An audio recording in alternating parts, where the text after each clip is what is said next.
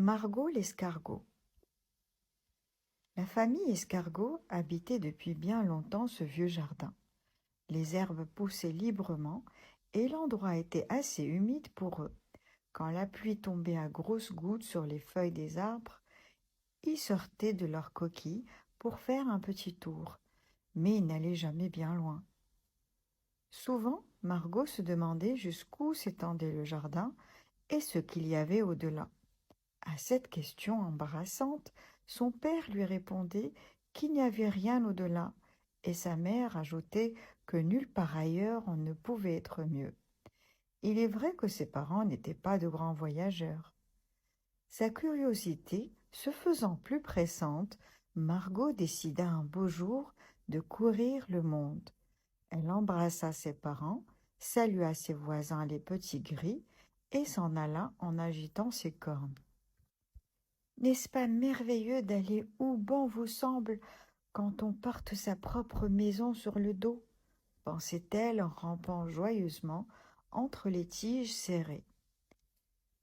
J'aimerais vivre ainsi toute ma vie, sans jamais poser ma coquille.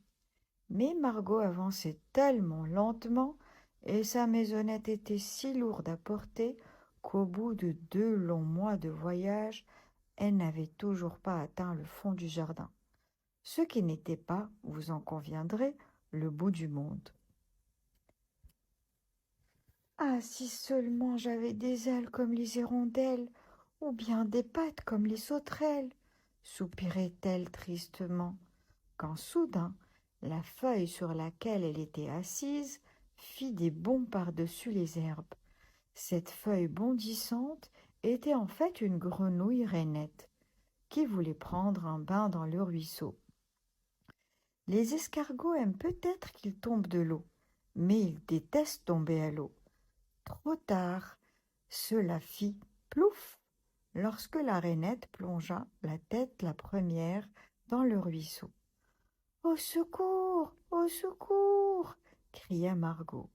Personne ne vint à son secours, pas même la grenouille qui avait disparu. Margot parvint quand même à s'agripper à une sorte de bateau un peu rouillé. C'était une vieille boîte de conserve qui sentait la sardine. Montait, descendait et tournoyait sur elle-même à faire trembler notre petit escargot. Le courant était de plus en plus fort. Le ruisseau devint une rivière qui se jeta dans un fleuve.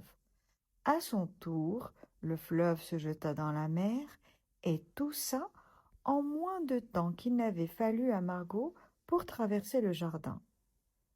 Après un long voyage, la boîte de sardines s'échoua sur une plage, où vivaient paisiblement de merveilleux coquillages. Quelle fut leur surprise lorsqu'ils virent Margot. D'où pouvait-elle bien venir? Ils s'approchèrent d'elle pour le lui demander. Margot raconta son voyage et vécut ainsi quelque temps auprès de ses lointains cousins. Elle apprit à nager, à manger des algues, à boire des tasses d'eau de mer, enfin toutes sortes de choses que n'ont pas l'habitude de vivre les escargots de jardin. Un jour pourtant, Margot voulut rentrer chez elle. Je crois bien que ses parents lui manquaient. Alors, elle remercia encore les coquillages et du bateau-boîte de sardines leur fit un petit salut.